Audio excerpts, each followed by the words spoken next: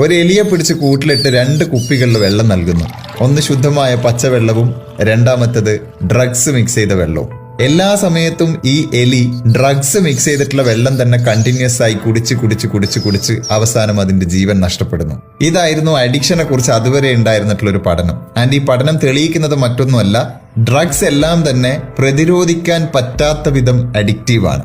അങ്ങനെ ഇരിക്കുമ്പോഴാണ് 1970കളുടെ അവസാനം കനേഡിയൻ സൈക്കോളജിസ്റ്റായ പ്രൊഫസർ ബ്രൂസ് കെ അലക്സാണ്ടർ ഇതിനെ ചോദ്യം ചെയ്യുന്നത്.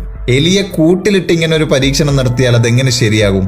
നമുക്കതുകൊണ്ട് ഈ പരീക്ഷണം കൂട്ടിലല്ല, ഒരു പാർക്കിൽ വെച്ചാണ് നടത്തേണ്ടത്. അതായിരുന്നു പ്രൊഫസറുടെ നിർദ്ദേശം. അങ്ങനെ കാനഡയിലെ സൈമൺ ഫ്രേസർ യൂണിവേഴ്സിറ്റിയിൽ എലികൾക്ക് വേണ്ടി ഒരു റാറ്റ് പാർക്ക് ഒരുക്കുകയാണ്. എലികൾക്ക് സ്വസ്ഥമായും സ്വതന്ത്രമായും ജീവിക്കാൻ പറ്റുന്ന കുറച്ചുകൂടി വലിയൊരു എൻവയൺമെന്റ്.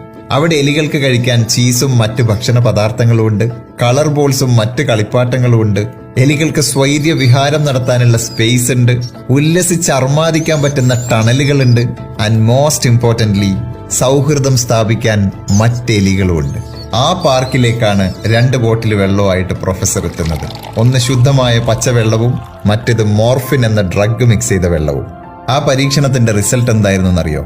കൂട്ടിൽ ഒറ്റപ്പെട്ടു പോയ എലി തന്റെ മുന്നിൽ കുടിക്കാൻ ശുദ്ധമായ പച്ചവെള്ളം ഉണ്ടായിട്ടും എപ്പോഴും പ്രിഫർ ചെയ്തത് ഡ്രഗ്സ് മിക്സ് ചെയ്ത വെള്ളമായിരുന്നെങ്കിൽ, ഈ റാറ്റ് പാർക്കിൽ മറ്റെലികളുടെ കൂടെ സന്തോഷത്തോടെ ജീവിക്കാൻ അവസരം കിട്ടിയ എലികൾ എല്ലായ്പ്പോഴും പ്രിഫർ ചെയ്തത് ശുദ്ധമായ പച്ചവെള്ളം മാത്രമായിരുന്നു.